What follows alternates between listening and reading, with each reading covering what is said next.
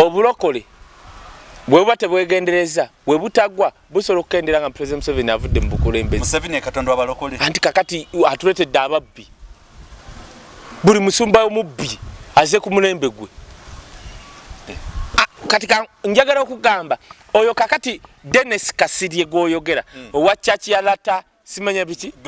Lata Glory Ministries ekitiibwa ekisembayo kati oyo osolo mubuuza omusumba we yamufuula omusumba aluwa. Abasumba babalokole nkigamba nnyo abantu balina ekintu kye bakola nti ofuna miliyoni 5 oba 2 mbuzireeta azisabire asobola n'okugamba zireke wano nzisabire mukama ngambe kyogendo zikolamu. Okumanya aba basumba babalokole kwegamba bazibu nnyo osobola okugana ne Olutalo ya miliyoni 10 nagamba jangu tuzisabire bo zisule wano ogenda okudda nagamba mukama yangambye sente zino zisige tuzimba church agenda kuwa biliyoni.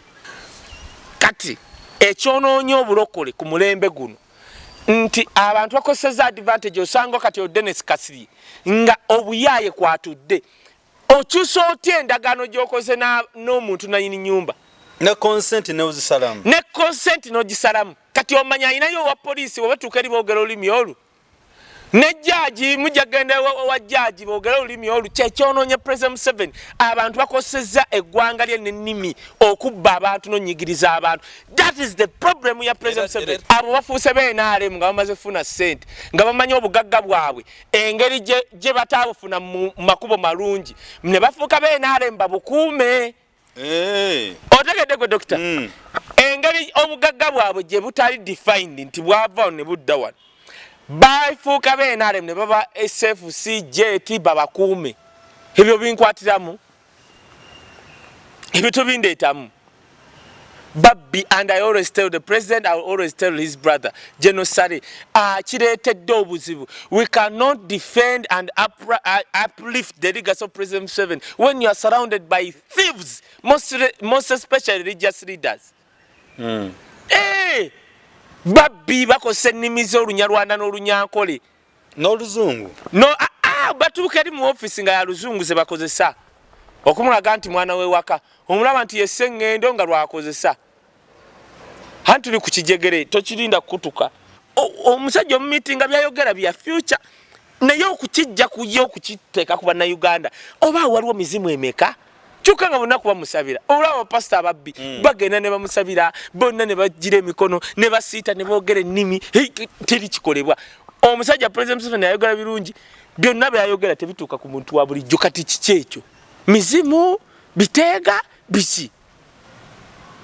babbi oyo Dennis Kasirye mubbi ne pastor n'abamufaanana babbi era ngamba bannayuganda temwesiganga bapasita babalokole mulondengamu si bonna londamu era sigambye bonna nsaasiddeko endiga z'oyo kati anti ky'oba olaba nkugamba nina bensomye mu Kampala oba weesiga abasumba londamu genda ogambe ono musumba wavaawa nti nava ku trumpet church wa John Mulinde otegere nti oli ku kituufu kasooka onfaminga kuba siwulyangayo mubbi yali avudde wa John Mulinde ogenda wa Alex Mitala gye bali ne bano bolaba abamanyi n'ovuma kati oyo yakyusa omusumba okyusa otya ebintu bya namwandu nga namwandu agambye bugambi pangisa wano ofunemu kasente k'abaana bange n'okuteekamu kanisa n'okyusa ekiwandiiko mbu olina kuva mu 225 oyo pastor ku miliyoni 3 full apartment mubbi aba pastor babbi Jackson kyovola ono pastor Haji Bujingo ono yawasa abakazi abasukka momu bwe yamwepankako oli fighter. He was rich before he became a pastor. Gwe Bujingo wali ki katale ka mubuulo kati kyenkugamba waliwo abasumba kati oleete serwadda ali musomesa Bujingo wali ki Omega Healing Center ewa Michael Chaze. He was a physician, something of the kind. Waliwo abasumba owa pastor Isaac Chiwewes yali aweereza wa Kayanja ali muvuunizi wa Kayiwa olaba akajegera akuba Namutebi bonna towulya nko scandal Namutebi wabadde wane Uganda teyali abbi omuntu abo Kasirye gwogamba oyo gwe muyita pastor Kasirye simanya Dennis owa Lata Glory Ministries abo baba babbi ogambye wa Makinde Lubaga wano Lubaga omusumba oyo kati Dennis Kasirye oyo abamubbi olaba ababbye omuntu eyamupangisa wasula bambe banamwandu nabba namwandu omuntu omu nakulana nga wisdom kyayogedde kituufu yes Nabila is not a Muganda Nabila naggayo oyo golaba abunyabunyo it's not a Muganda he came from Bushenyi it's not a Muganda kubanga omukazi omuganda tosobola kuddira bbaawo n'omusibira wabweru wa gate President Museveni ekisooka takomawo after 5 years era byonna byayagala okukola wano program gye tugenda okukola ku Magufuli tugenda mubalamu Museveni byayagala okukola ebimulema mu myaka 5 Magufuli gy'abadde najyo wallahi agenda kubanga afuuse kivume Nemko otegedde kyenjogedde President Museveni watakyusa Uganda mu myaka 5 agenda kubanga afuuse kivume buli munnayuganda gw'olaba wano nga yeeyita Muganda ng'akola ebintu bya kibaliga wallahi abasigasi baganda abo banankabirwa nkubulya amazima tene na Muganda asobola kutunanga nankabirwa baba balimba abaganda dokita fe tukulidde ano mu Buganda empisa zonna tuzikopye mu Buganda abaganda oli ayogera bwa omuganda omulabira ku njogera n'omulaba ku ntambula n'enneeyisa ne waba kale talina magezi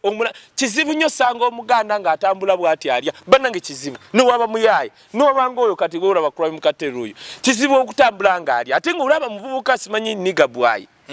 those abaganda people nti ne wasiriwala asigalamu ak'obuganda ekyo tebakulimbanga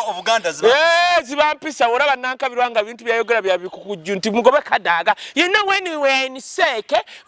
we signed an agreement seke mayas seke ng'ereeta bya kisiru ogoba kadaaga tuleetaani oranya ate mmwe mwesiga obalugwala abo abo abalugwala bajja beefuukira mumanyire bano abakadaaga n'abaganda ba wano mujja kuddira omulugwala oranya mumuwe obwa sipiika akwate ku pawa ojja kula wagenda obbafubutula mu parliament anti bagamba mbu katuleete oranya gwe tufuga mujja leeta oranya oyo omulugwala aleete asombe banne order from above ajobefuria jukira ensiba gifuga ku masiga aga asatu ngoyo olanyanga alaba munno omukyoli simenye mulanga ali wali mu judiciary nga gwe kagutoli wali bajja kwefuulira bababa babiri mwandisigaza kadaaga wammwe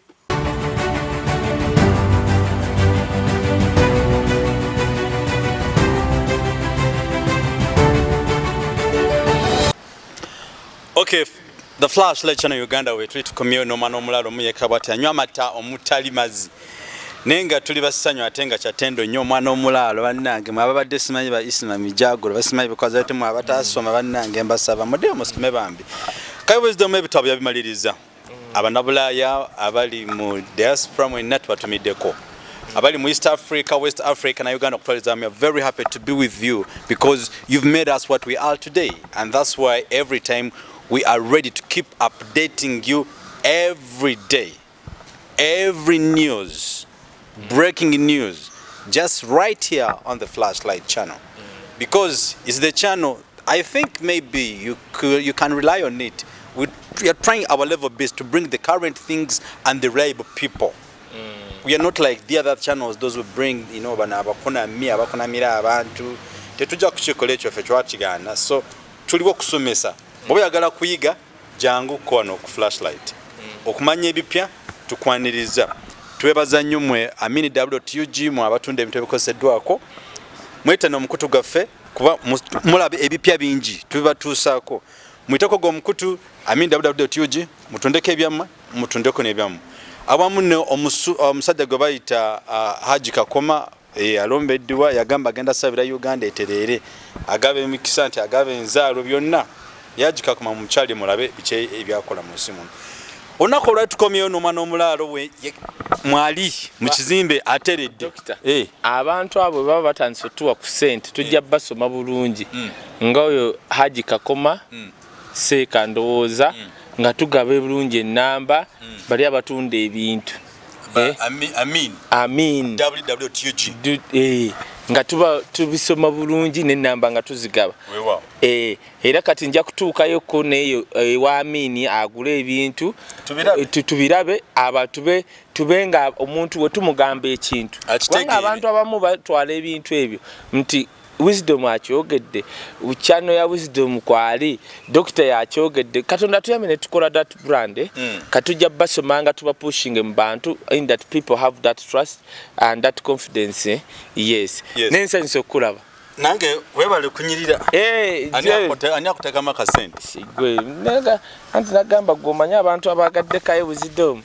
ate nno mbadde nyina kugira mu nkofiira yange lwakubanga nkedde ku TV nengenda simanya wa naye programu eno mbadde nja gikolera mu gandula lyange naye ndoza next week ngenda kuleeta gandula nyambaleko bwenti ndaga abantu nakatabo tetukaleese crime katero nkoze bubi omanyi nabadde nga batutikira abamawulire bonna ababadde wali nga buli omwa alize linnya waliwo wabukedde nga Wisdom tetunakulaba tebannakusoma nemugabani abantu abali mu 10 nga balinze ki kunsoma Kaye Wisdom balinze era basomye bati ono yabagambye abadde wa business na Wisdom bamaze omusoma natuuse ne bampa n'akatabo bitya yes bategeere Wisdom bino byayogera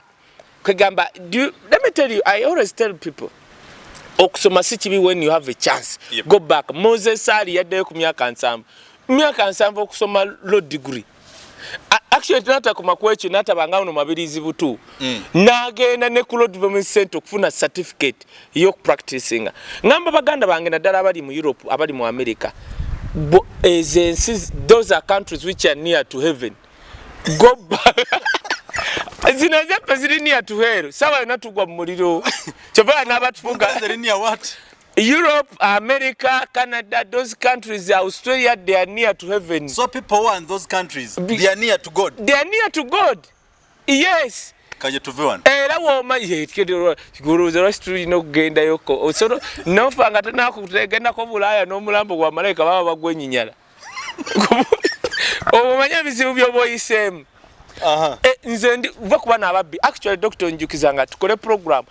ne company wane zitwala abane Dubai Iraq bikoze bitya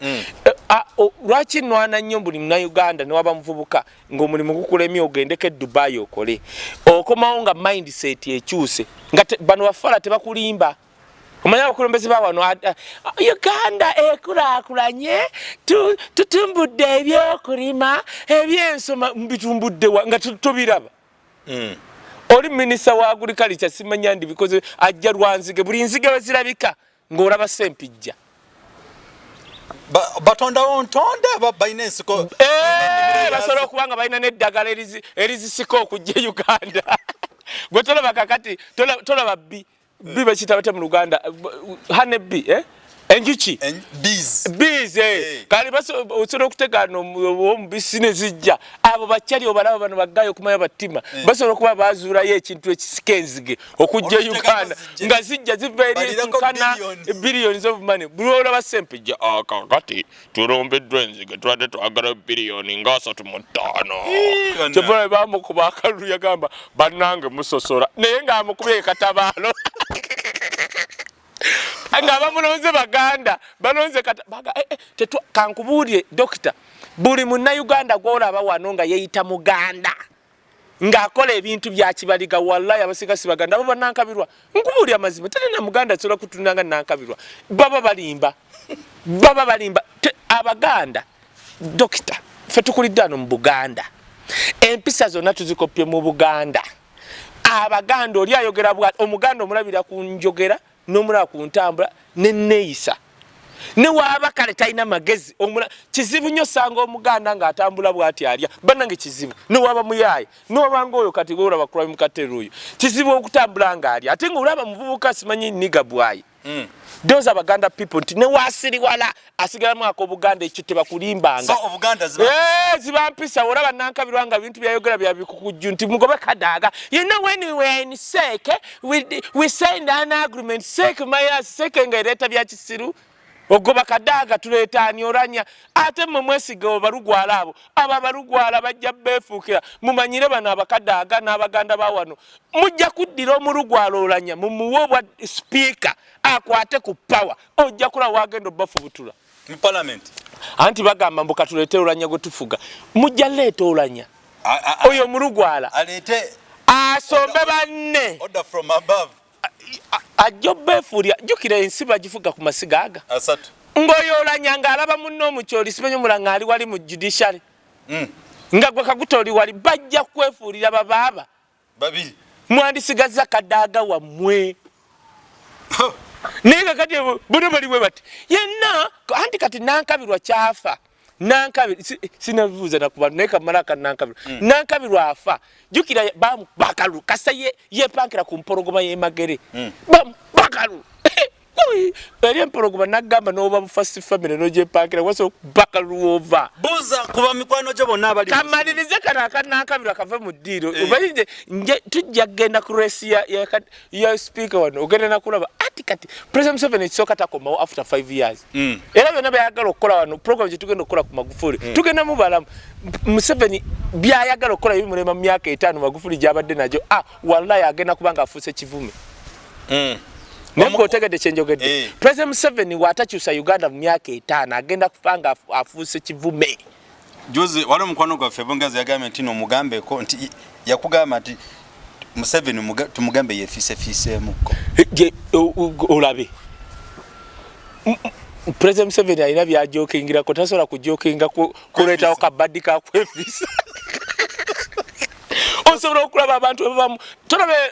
UBC gye bakuuma mulimu abaje ne bakera nti no basomye President Museveni afudde bonna babeyita nti abagikuba badduka emisini anti buli omwadduka kudduka mu banka kubya sentence kuweta ojja kulaba wano abasajja baddusa bigero okuyingira Kenya President Museveni and if they can webaba myaka 5 they can't correct their mistakes in 5 years wallahi chovola by come here doctor nengamba bana Uganda not every westerner nti mubbi no not every westerner nti ali kubyabwere not every westerner mbu yabonyeza abatubonyeza wano babale nze waffe manyiyo obwavu obuliyo obuli erwengo bonna bugire ogenda eyisingiro nga waliyo n'ennyumba z'ettaka si buli mu westerner nti no mubbi simanya ababye mbu akola mu government no aba westerner ogenda basanga bali mu nkola mu nte omusajja nga ali ku nte akama awunya obusa n'omuwala bazaala bawunya obusa bonna n'engoye ne mu mbugo bonna bawunya busa nenga bonna bawerera mutabani waabwe ali emakerere yes buli mu westerner naye asitwagolinga abatubba ababbi bawano obukolo akakundi katono bali ekyovola n'obunyonyi bwe baleeta babombardia bwebo basobola okuddukira mu bombardia ne babulawo yes kati gino emyaka buli omwadde ku nkondo ye buli omwawolereza gyava no kiringa okugamba nti no mbu abaganda babyani akulimbi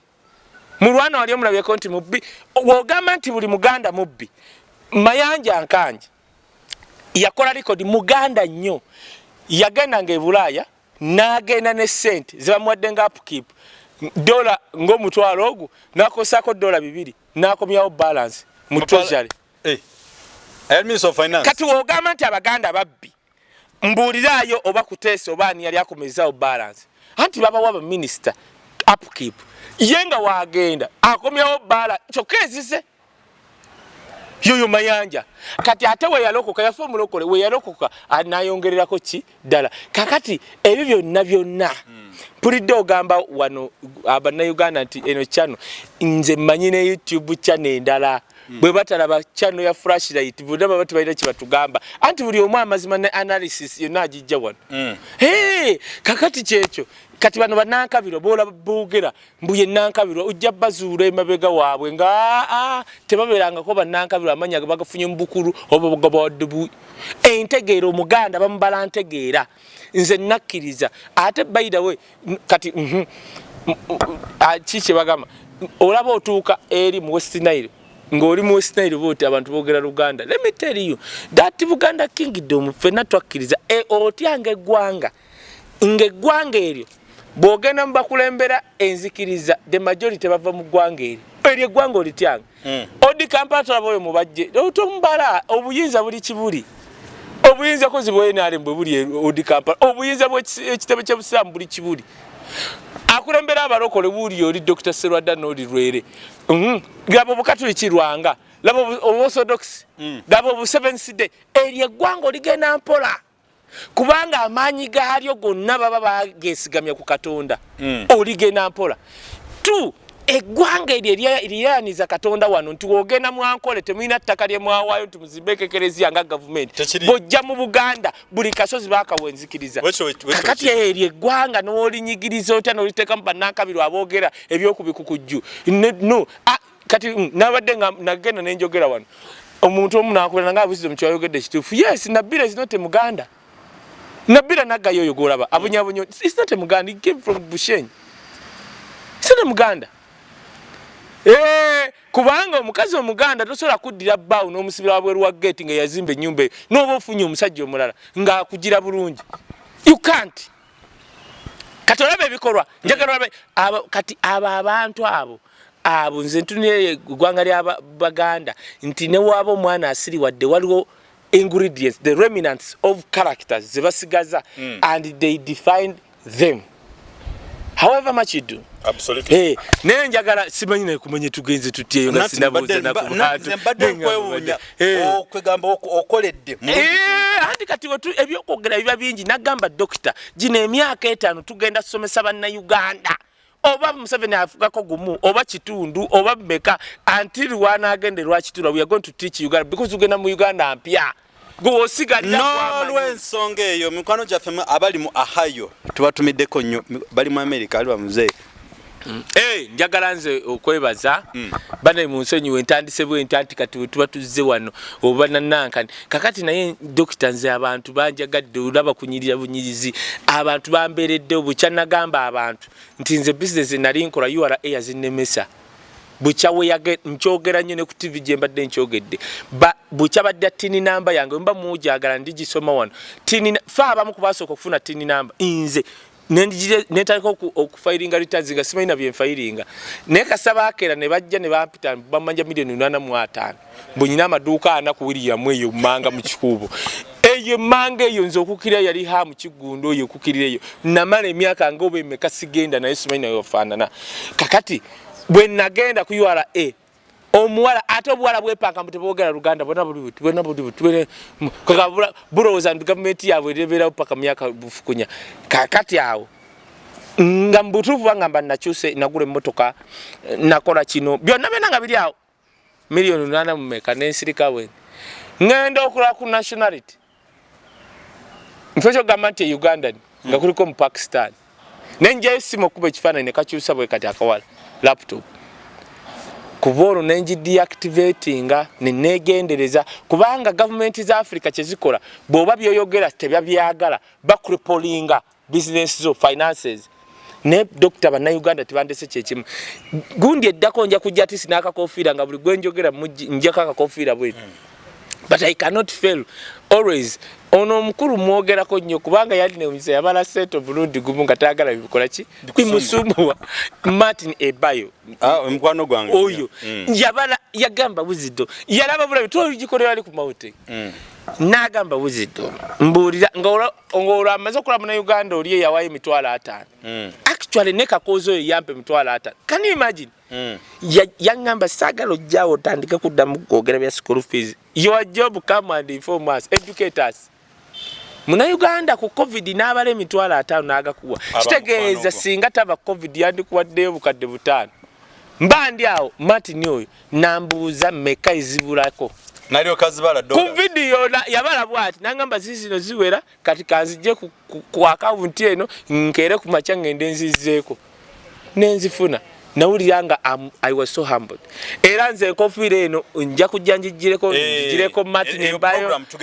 njigireko Kakoza njigireko who have been there abantu abangulidde na gwenja kujirako hafu lwali nja jigirayo mukyala nga tumukima je tugende bukima yebalete tunakwogera kuba onono omusajja atuse datulaga ebintu alina kyagenda tukola naye katusirike busirise naye kale kijjako gwa waliwo abantu nze owofiiro bazaddebo ababiri ofuuka nfunzi ne waliwo abantu abanzadde dokita ebyaddala wisdom church muguddeko kati ebyo mu movement nali sibifuna katonda babwaini agamba ta kula mkatale nti bakanyuga kulalira naye twafuuka ensonga bagira bicha waliwo kiri biyimba noli si muganda nnyo kati mbadde mmanyi nti naye batukanyuga kulalira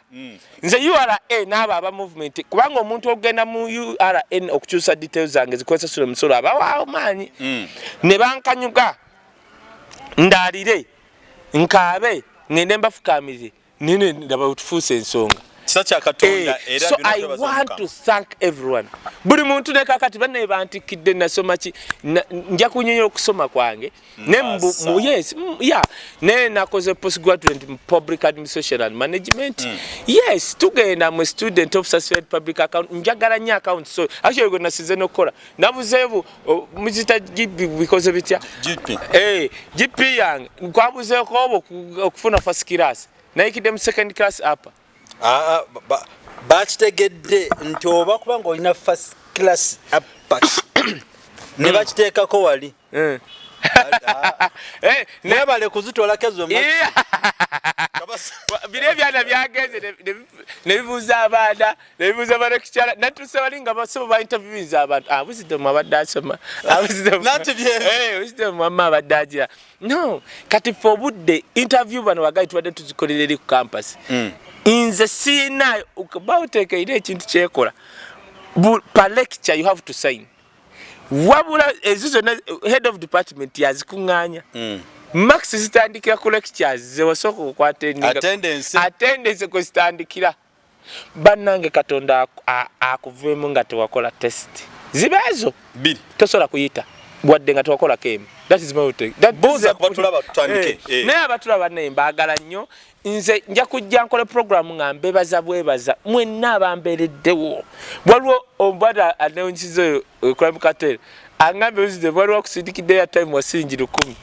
mbwakwaga asindise wa 10 n'akuba n'essimu ng'akwagala nnyo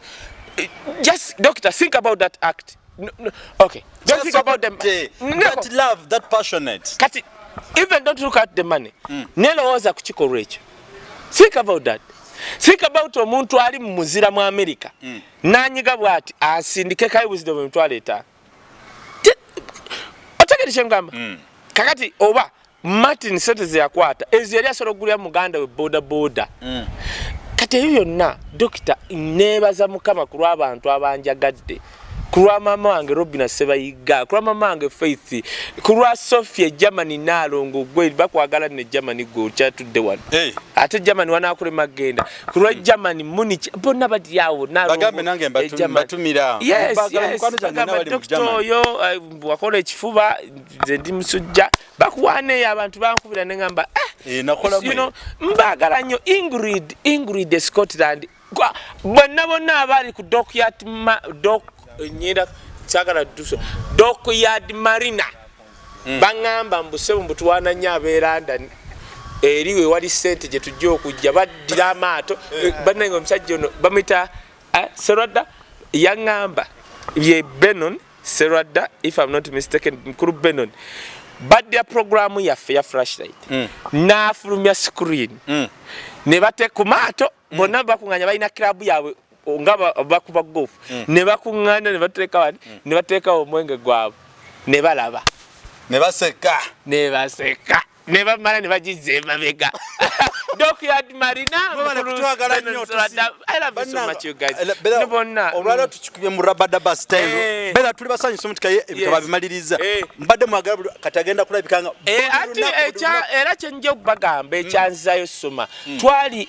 oba kitoze oba urachitula nga waliwo yali anyonyola president ekintu konna ukoledde president Museveni singa tuli bagagga nelwa kwanga ababbi abo bawaseni nga kintu kyanyonyola tekisoboka wano nengamba omusajja gundi byonyonyola birungi mu bitabo but the reality it can't work here kyava mbuuza what level of education ayi yamanyira kati addemu ate nga bo bwasomera ku sente za State House kati kaddemu yes naye katwogera ebigenda mu ggwanga tugenda kukola tujja kusoma ku education project education ongereze wano mbadde nakatuuka no program education tugenda gikola kujerega ekituufu nedda ongereze wano ngambe mbadde manyi nti tubimaze education ngongereze wano ebya pastor wisdom oli buloko nedda kyaddewo kiti era nze Kaye tali mulokole ndi mulokole atali ku miru card za Museveni abasumba nga abalokole nga muli babbi lwaki kirwa kiti waliwo musumba bamuyita Pastor Daniel Kasirye owa Latter Glory Ministry ngabonyebonyeza endiga za Katonda ani Kasirye Dennis Kasi let me tell you something chenjagala oku yagamba atya what is the problem ani omusumba omusumba agamba abantu bali yabaguza yapangisa paka 225 n'abawe milioni 3 mu mitwalo ago nadira ekipapula ekiferefere n'abagamba mbawadde milioni 5.3 bamba lya bachate basoma tubalabyeko mu papula za mawulire ne wamune kubukedde awamu no kuflash twabakyazizaako era batalaba clip eyo tugenda gikomyawo mugirabe lwaki obubbi buyitira abalokole kati kankubulire obulokole bwe tebwegendereza bwe butagwa busobola okukendera nga President Museveni avudde mu bukulembeze Museveni Katonda abalokole anti kakati atuletedde ababbi buli musumba omubbi aze ku mulembe gwe katika njagala okugamba oyo kakati Dennis Kasirye gwoyogera owa church ya Latter simanya biki Latter Glory Ministries ekitiibwa ekisembayo kati oyo osobola mubuuza omusumba we yamufuula omusumba aluwa abasumba babalokole nkigamba nnyo abantu balina ekintu kye bakola nti ofuna milioni 5 oba 2 mbuzireeta azisabire asobola n'okugamba zireke wano nzisabire mukama ngambe kyogendo zikolamu okumanya aba basumba babalokole kwagamba bazibu nnyo osobola okugana ne wola loan ya milioni 10 n'agamba jangu tuzisabire bo zisule wano n'ogenda okudda n'agamba mukama yangambye sente zino zisige tuzimba church agenda kuwa biliyoni kumanya abantu abetuze kyova olaba abantu mbagamba bw'olokoka waliwo ekkanisa ziddukemu nze kanisa zenkuze mmanyi awo wakayuwa Full Gospel Church Makerere Redeemed Church ndikuze Kampala Redeemed Church za Miracle Center Dr. Serwadda Victory Churches sizuliranga kona buzibu prayer parties olaba church ngezo ziriwe endala church waliwo church kagama ne woba watoto church tetulirako muntu gwababidde mu watoto church Christian Life Church wa Jackson Senyonga siwuliranga nayo muntu agamba nti nasiwa ne bangama ndeta sente tusabire oyo musajja Christian Life Church oyo Jackson Senyonga oyo musajja actually ye musumba gwe mmanyi yafuuka omusumba nga millionaire Jackson yagenda ofuuka pastor nga millionaire yes ye yasooka okuleta emizindalo wano Lakedube yajja wano nakuba emizindalo nga waba munakivofu abemakinde tuwulira n'abuuza oyo yaani eyalese emizindalo Lakedube yagijje wabagiyita batya n'ali nyenyo n'agenda mu America n'agireeta nga musumba yekajje actually nga tannafuuka musumba ng'agiwa balabye ekkubo n'akola wali crusade ebwayise oyo Jackson kyevola ono pastor Haji Bujingo ono yawasa abakazi abasukka momu bwe yamwepankako oli fighter. He was rich before he became a pastor. Gwe Bujingo wali ki katale ka mubuulo kati kyenkugamba waliwo abasumba kati olete Serwadda ali musomesa Bujingo wali ki Omega Healing Center ewa Michael Chaze he was a physician something of the kind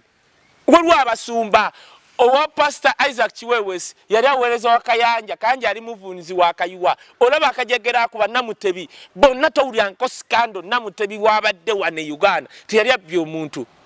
abo Kasirye gogambo yo gomuyita pastor Kasirye simanya Dennis owa Latter Glory Ministries abo baba babbi ogambye wa makinde Rubaga wano Lubaga omusumba oyo kati Dennis Kasirye oyo abamubbi olaba ababbye omuntu eyamupangisa wasula bambe banamwandu banamwandu kati oyo abapasita ki abo babbi polisi ye Uganda mutandikire ku ekyo mama agundi kano nakalema tandika ko oyo omusumba nze ngenda kunonya namwandu oyo mutwale wa nakalema babbi aba basumba babbi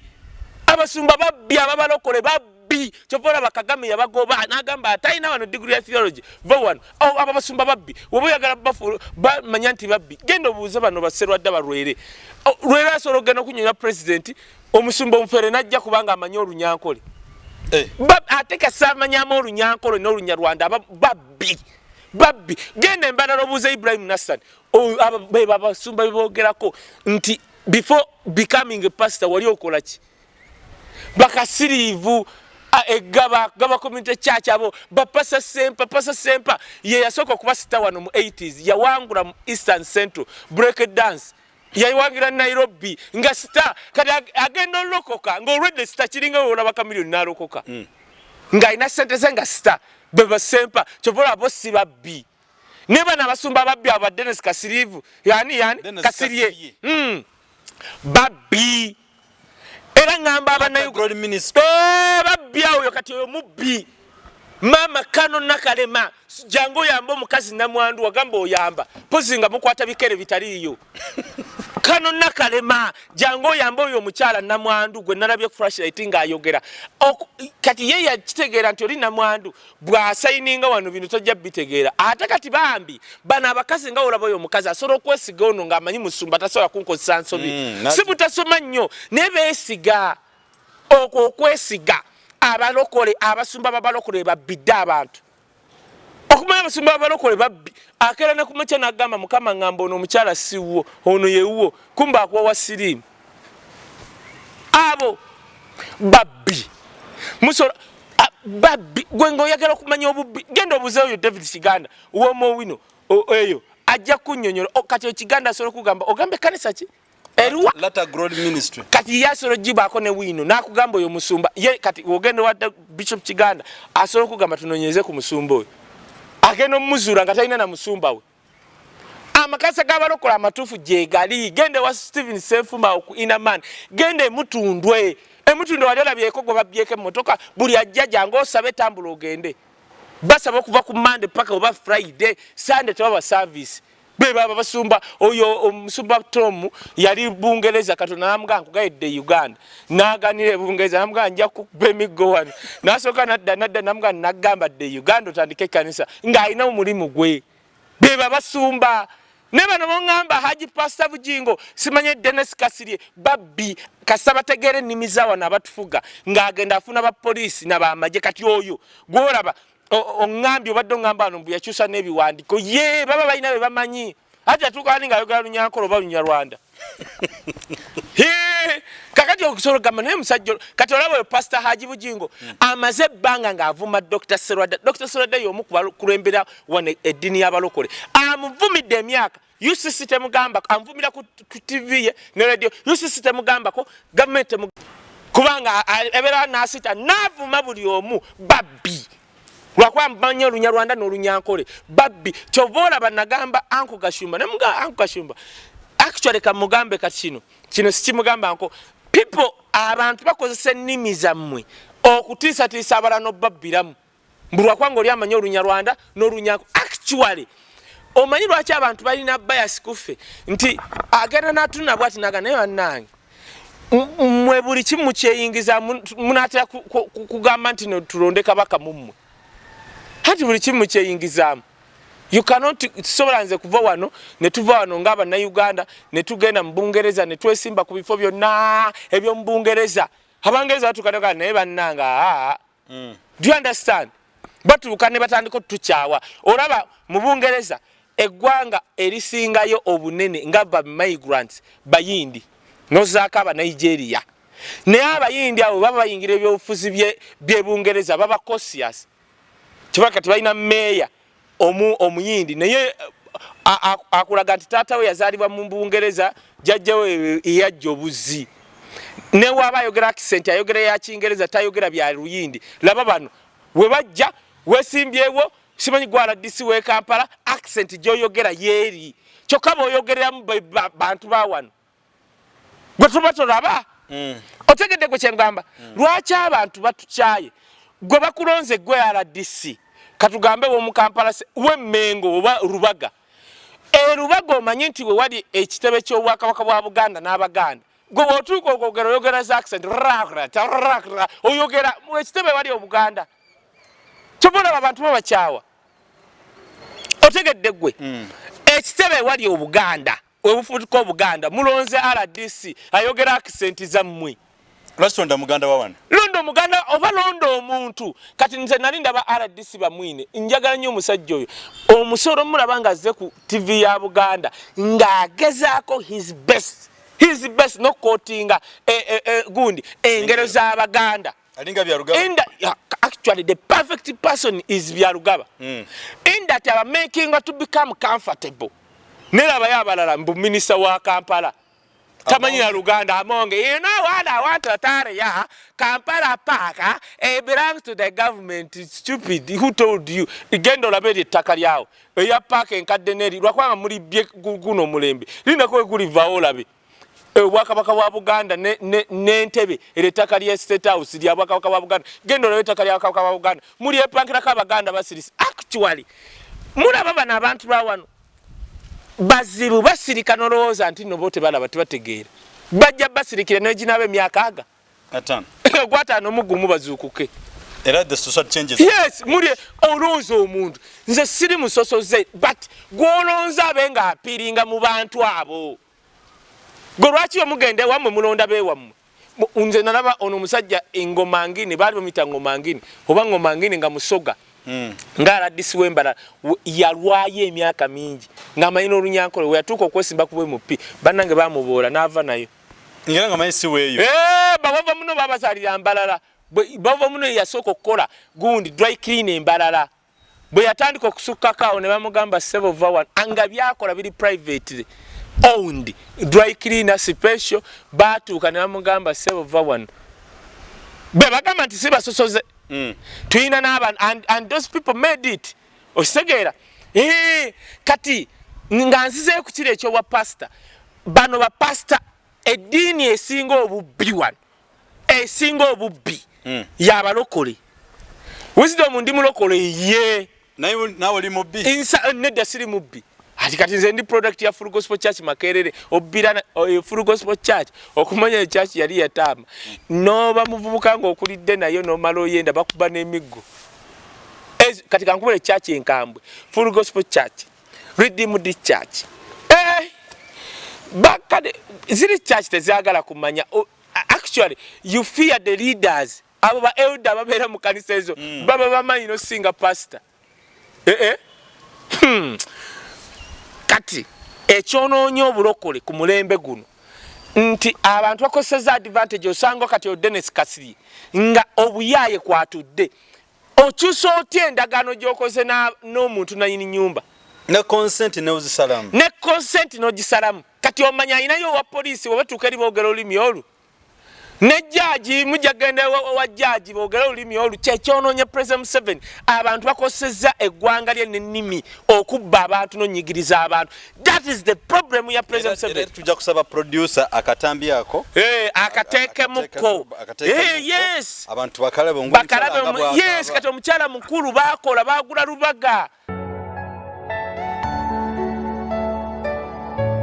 nange tusaba mutuyamba omufere atuviire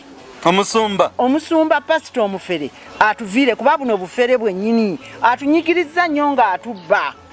sebo nsaba President Museveni atuyambe President Museveni omulanga omwami wange yabuzibwa bajje Rubaga nga bava Makindye ne bagamba abadde alisa abayekera ba Museveni olujja lonna ne lujjula ne mu nnyumba nga bamuyigo kamala yalina ne passport kwe balabira ekifaananyi kye siddangayo kumulaba okuva kwolwo abaana bange bakuze bamulekwa banaku mama ng'omwami wange yatwalibwa mama ng'omwami wange yatwalibwa nze badde nsaba nange katonda nze nja bago emyatemu agamaziga pastor jagasasulira kunuma obulumi bwenkuliddemu obugubi bwonna maama waffe bwakuliddemu ng'apakasa bupakasa tukule sente nga bazitulyako okuva ewa administrator general ne tutasobola kusoma naye sirabangako ku taata wange simulabangako ku myaka gino gye nnina sirabanga ku taata wange era simumanyi taliiko malaalo tulina ennaku nnyingi ku mitima gyaffe buli atulaba bannanga atukwatirwa ekisa kubanga tukuzidde mu nnaku tukuze tuli banaku lwaki tatutaasa ku musumba Pastor Dennis Kasirye atufuukidde ekizibu buli watulaga atukaabya buli wamwagulirira tusaba kututaasa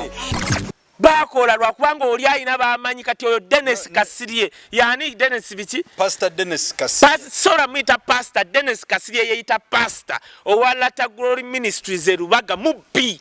tosola kubba namwandu ne Bible ng'ekyogerako n'okumpanya namwandu kyogamba oyo mukazi gwe nalabye omukulu ye musiru nnyo obutategeera nti na signing endagaano ya 225 musiru abo ba pastor ba wano abo ba Dennis Kasirye babbi bakozesa ennimi mbu amanyi Olunyarwanda n'Olunyankole n'afuna jjaji n'afuna bapoli ne babbi omukyala agamba nti buli bamuyita bajje boogere talabika ku LC1 tasobola anti abanyooma LC1 omukoleko ki ng'ongamba oyo pastor tasobola ayina gy'agenda ne boogera olulimi olwo ekyonoonya obukulembeze bwa President Museveni kwe kuddira abantu abakozesa ennimi zaabwe ne banyigiriza Abanayuganda. Oyo Dennis Kasirye tasobola kuba Muganda, tasobola beetuma bwetumi mannya banyigiriza kati oyo mubbi. Nzo ngoli ayimira masoka nti pastor nsoka munonyerezako say good background pastor oli pastor ani pastor wavaawa nti nava mweno kanisa awereze kumala emyaka emeka mbunena loko sajjo nefuka pastor mbunajja nga nkuta akazinda nefuka pastor ebyo babinze ngambye okirabira ku pastor Haji Bujingo yamala emyaka 5 ng'avuma Dr. Serwadda nga UCC temunyega na buli omu temunyega UCC ogenda ku TV noyogera ekintu ne bakuba essimu ne Bujingo yamala emyaka 5 ng'avuma Dr. Serwadda ku TV ne radio ye ng'amuwe mulabwati nga temunyega lwansonga ayogera ennimi zezimu ebyo byekisiru mujja fa nabyo okumanga abamu tebajjukira omuganda agamba nti gotwala ekiro sima bukedde naddamawo n'agamba nti nogowenye eggere yali kusamba era kati ali anti kakati obuzibufu abaana b'omulembe guno kwegende wa Pastor Serwadda ng'oyagala akuyambe kati ate sife tulimu obunyankole atunula neeri oyo omusajja yafuula Bujingo kyonna kyali n'okugenda e Bulaaya gw'omanyi oli okufuna visa ya Amerika n'abeera wali n'atandika niyo n'akulembera n'abasiru ng'ondeetera oyo namuganja kuba physical ne spiritually wadde wepanka mbuno okumi wa safe tojja kumanyira wano Bannayuganda nawe ina amaanyi ago no government oyo against okujjamu NRM amanyeni NRM gye tujijje we yali mbubuuro walabako gwagamba okwagira President Museveni oyo gwamanyi we tutobye ne President Museveni abo bafuuse NRM nga bamaze funa sente nga bamanyi obugagga bwabwe engeri gye bataabufuna mu makubo malungi ne bafuuka NRM babukuume otegedde gwe dokita engeri obugagga bwabwe gye butali defined nti bwava ne budda wano bafuuka NRM ne baba SFCJT babakuume ebyo binkwatiramu ebyo tubindeetamu babbi. And I always tell the president, I always tell his brother genocide kireetedde obuzibu. We cannot defend and uplift the legacy of President Museveni when you are surrounded by thieves, most especially religious leaders. Babbi bakozesa ennimi z'Olunyarwanda n'Olunyankole n'Oluzungu batuuka eri mu office nga ya Luzungu ze bakozesa okumulaga nti mwana w'ewaka omulaba nti yesse ngendo nga lwakozesa tuli ku kijegere tokirinda kukutuka nze tobiŋŋamba bya bijegere ebyo tobiŋŋamba saagala President Museveni ave wano ng'abantu batuleka okukola dokita okitegera kyekugamba okimanyi ogomanyi kati omusajja nga byalugaba gwenda bawano yandituse ku myaka gyali munsibenye emigongo gimuluma najja wano okutandika okwogera issues of national importance yandibadde ali mu kagaali ke oba ali waka awummudde. But we come because we love our generation. I always tell people not every westerner is a thief, hooligan, a tribalist. No, naye waliwo akakundi akamu akagala okudividinga Uganda okucha kati kubanga government esobola okuvaako wano ng'abantu tebasobola kukola tebagala tuwuliriza gwomanye banga abakyoli how far oba how hard it has taken the Acholis, the northerners okukomawo ku lujjuliro to be accepted by people. Actually even they are not yet. N'abaze bawinyidde laba bibakola gwe balaba bibakola omukazi Kisaakye judge ye administrative judge wa Highway Supreme Court buli ekikolebwa n'okujjawo ekitabo alina kuba nga yakyogedde yabuuza kiraka ani yawadde order okujjawo ebitabo byange nga ne kiraka tamanyi kyokka kisaaki omulamuzi kisaaki ye administrative judge wa Supreme Court yalina obuyinza kubigenda mu maaso general duty nabiti winyidolo abantu bakatandika okukkiriza ba northerners ozze obipamyemu. What type of people are you? Kati nga olwotunnyonnyola Oranya Oranya abaagala ba speaker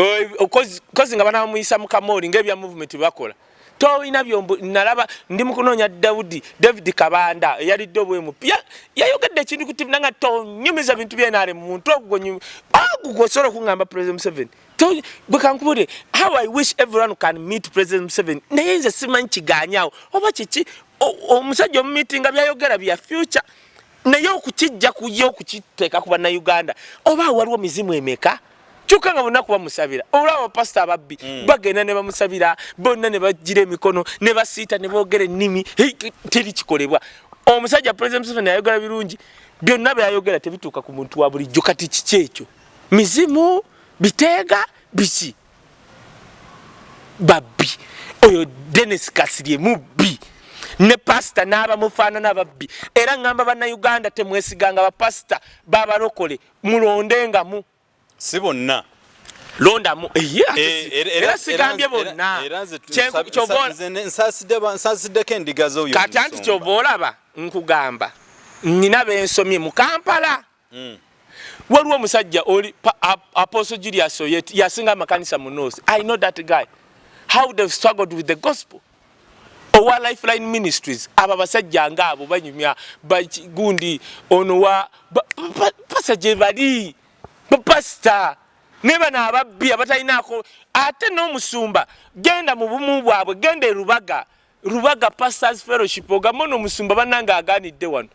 abamu tebabiriyo babitya genda mumbu abasumba oyo mubuuze Dennis Kasirye goyogera nti ani akutwala ni mukulembeze wasana okugamba Yesu babbi bannayuganda bwoba weesiga abasumba londamu genda ogambe ono musumba wavaawa nti nava ku trumpet church wa John Mulinde otegere nti oli ku kituufu kasoko nfaminga kuba siwulyangayo mubbi yali avudde wa John Mulinde ogenda wa Alex Mitala gye bali ne bano bolaba abamanyi n'ovuma kati oyo yakyusa omusumba okyusa otya ebintu bya namwandu nga namwandu agambye bugambi pangisa wano ofunemu kasente k'abaana bange n'okuteeka mu kanisa n'okyusa ekiwandiiko mbu olina kuva mu 225 oyo pastor ku milioni 3 full apartment mubbi aba pastor babbi okumanga muzibu nti eyekifo bamu akupangisa nyumba na kifula kya ndi gumu pastor abalokole wawa chachi za abalokole zava mu biwempe azenkaaga agenda Rubaga nanoonya plot yonna nagamba katutandikire wano tugenda kugula baneiba beba abalokole bemmanyi oyo pastor mubbi teriyo pastor wa mulokole akwata ezo sente okuji abazikwata beba Isaac Kiwewe singa amanyi nti nyine edikota wali pangisa fido dido nengo yo tayina mubbi oyo kasto omugambi ogenda kukubira nakalema kano nakalema Ruth nakalema kigambira era ebinagana ebya namwandu ngenda genda wa Ruth ngenda kati namwandu ngenda musosa sina abantu no nakigamba Rwagadi ajja kwatibwa busungu Rwagadi masavu nyemugamba waliwo pastor mubbi ate yeta mwadabo pastor waliwo pastor yali agezako mwepankako tugenda wa Ruth nakalema oyo mubbi nga bakamalo kwata pastor oligo baga nti mubbi siraje oyo mubbi katuve wano namwandu tukusasiddeko nyo bambeko ebizibu bitemu amuna abana abo abambi abana tebakoze P7 abazuko tebakoze senior 4 togenda kula senior 6 lwa musajja oyo kwa sente yazisasula dda natenga tezisasula alimba oinapo joyogedde nenjira banti oya sasa milioni 5 for rent lwati yafuna wagula wosasula milioni 5 obayo na 2 teriyo gwenkulidde mu kanisa z'abalokole teriyo pastor w'abalokole akwata sente mulundi gumu mbu 5 approximately kale nkaaga mbu asasula rent aba anoonya poloti kubanga abalokole tulina ekintu kye tukkiriza nti wajja oggula ewantu asigaddewo ng'alyawo agenda yeeyongezaayo nga wolayo pasa Sarada ku Victoria Church yalina kapoloti katono kati alina bupoloti nga 2 awo busarawundingi parking weeri na buli kimu ne otherwise kansibule nga ngamba bannange siri okujjako ezo WhatsApp group ze baguddewo nga za Bulaaya ng'abaana ba Dokyard Marina gye baguddewo WhatsApp group batumidde abazigulawo Germany naye waneeze Uganda group sirimu ezawa. By the way mbebaza nnyo oyo mukyatu contact wa Sweden oyo bamufera kati kwe kugwa kweyo kugonde kuyafeya bade flashlight nenkugamba wali wali wakwagala n'ekintu ekirala gwe tugamba abantu bw'okuba essimu yonna oba ya dokita kubanga obuntu bwaffe babwozaamu ne bateekawo essimu zaabwe bw'okuba essimu ng'oyagala dokita oba Kaye Wisdom mugambe teekako vidiyo okubanga gwe nawe bajja kukuba oli alowooza nti ayogera ne dokita kumba ayogera na mubbi ali ku YouTube teekako vidiyo bagambe bateeko vidiyo bino betwogera balabika kati bagenda bisalamu naye gwe wogiraba wano teekako vidiyo gamba abantu boyagala okwogera ne Kaye Wisdom ye Facebook page eriko nti Kaye Wisdom enamba yeri 0701 49 40 39 070 49 eri ku WhatsApp bw'ogikuba teekako vidiyo abaana abazikwata agali noonya Wisdom gwe nawe dokita yogeranga togamba bugali ziri ku street kale kambagambe eyange eri 0772 915165 eri ku WhatsApp ne 0759 915165 kweziri awo zitambula muzirabe tokubira muntu omanyi bambi bannayuganda bakisa kozi ole ayatubba Kaye tubasa tusibula abantu kubwavu tuliko nja kwatibwa n'obusungu kale akomata kumira mpera mukwano gwaffe Amin www.ug atunda ebintu ebikozeseddwako itakwagwa omukutu otundereko ebibyo naawe ofunemu awamu ne Haji Kakoma alombeddwa asabira abantu agaba emikisa agaba oluzaalo n'olw'ensonga eyo mu mukyalire tuvudde wano tubatumiddeko nnyo Kabanda Hod awamu Kanakolya Peter Nkolabyekaawo awamu ne mukwano gwaffe oyo Crime Cartel n'erinnya lya Crime akola ebikolobero kozi okivuuna otya criminal yakola ebikolobero ate ye crime kati oli aba criminal akola ebikolobero si Criminal Cartel Crime Cartel musicale akumata kumira mwana wa kabinya abere ya music kale tubasibuddeko mwera